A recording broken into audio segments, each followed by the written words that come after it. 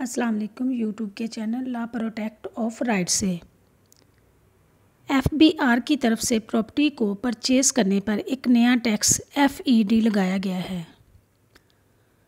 5 सितंबर 2024 को ये SRO issue किया गया। ये फाइलर और नॉन फाइलर पर कितने % होगा, कौन चार्ज करेगा और क्या ये हर दफ़ा सेल पर चार्ज होगा और अदा ना करने पर क्या नुकसान होगा, इस पर बात करते हैं। एफबीआर लोगों पर मुख्तलिफ़ तरीक़ों से टैक्स बढ़ा रहा है। अगर वो सीधे तरीके से प्रॉपर्टी पर इनकम टैक्स के रेट्स को बढ़ाता है तो परसेंटेज ज़्यादा हो जाएगी, इसलिए उसने दूसरी सूरत में फेडरल एक्साइज ड्यूटी टैक्स लगाया ताकि इनकम टैक्स का रेट ज़्यादा ना लगे।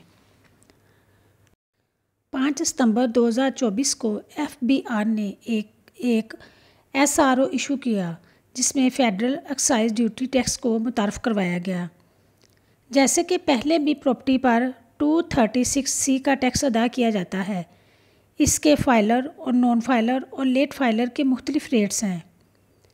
अब बिल्कुल इसी तरह 236C के साथ साथ प्रॉपर्टी पर फेडरल एक्साइज ड्यूटी टैक्स भी लगाया गया है। ये टैक्स फाइनेंस एक्ट में शामिल किया गया था कि प्रॉपर्टी को सेल करते हुए ये प्रॉपर्टी पर अप्लाई होगा। इस डॉक्यूमेंट में उन्होंने क्लियर कर दिया है कि ये चार्ज कैसे होगा। जब भी कोई डेवलपर और बिल्डर कोई प्लाट, कमर्शियल प्रॉपर्टी या रेजिडेंशियल प्रॉपर्टी सेल करेगा तो उन्होंने ये टैक्स चार्ज करना होगा।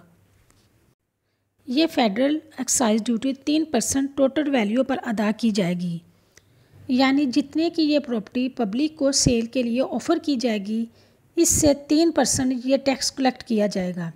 एफईडी के मुख्तलिफ रेट्स भी आ चुके हैं। ये फाइलर के लिए 3%, नॉन फाइलर के लिए 7% और लेट फाइलर के लिए 5% है। अब प्रॉपर्टी पर इनकम टैक्स के तौर पर 236C का टैक्स 3% और एक्साइज ड्यूटी भी 3% अदा करना होगी। इसमें एक बात जो बड़ी अहम है कि 236C का टैक्स एडजस्टेबल है, लेकिन एफईडी का टैक्स एडजस्टेबल नहीं है।